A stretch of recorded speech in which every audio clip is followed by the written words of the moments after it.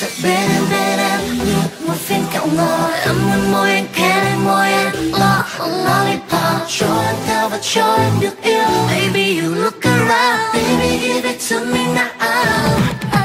Nào hãy đến với em vì mùa đông sẽ rất lạnh và một đêm tốt lành chỉ cần anh luôn bên cạnh với em. Hương tóc em bay ngang qua vai anh và mong thời gian ngừng trôi. Điệu nhạc của em trao đạo làm đàn sát với thét gào lên vì em ngọt ngào chỉ dành cho anh những lúc này. I just have a good time.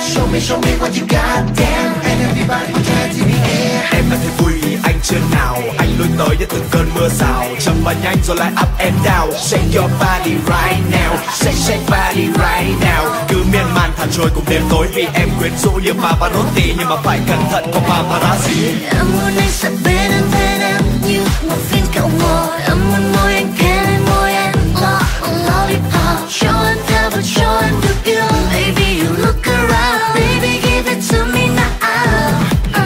I'm a lolly, you're my lolly. I'm your lolly, you're my lolly. I'm your lolly, lolly, lolly, lolly, lolly, lolly. I'm your lolly, lollipop. Giống như thiên thần hãy bay lên trời, hãy bay lên cao cùng bọc em một bộ lên đêm nay. Trong đêm lạnh giá ôi anh và em.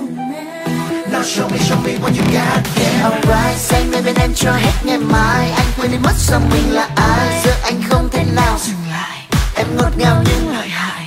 Làm sao để rời xa em đây? Khi yêu em anh như bay vút trên 10 tầng mây. Come on Em muốn anh sợ bên em như một viên kẹo ngọt. Em muốn môi anh kề lên môi em, lollipop. Cho anh theo và cho em được yêu. Baby you look around, baby give it to me now.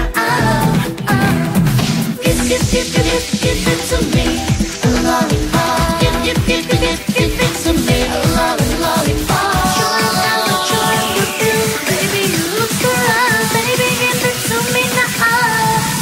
Yes, dance.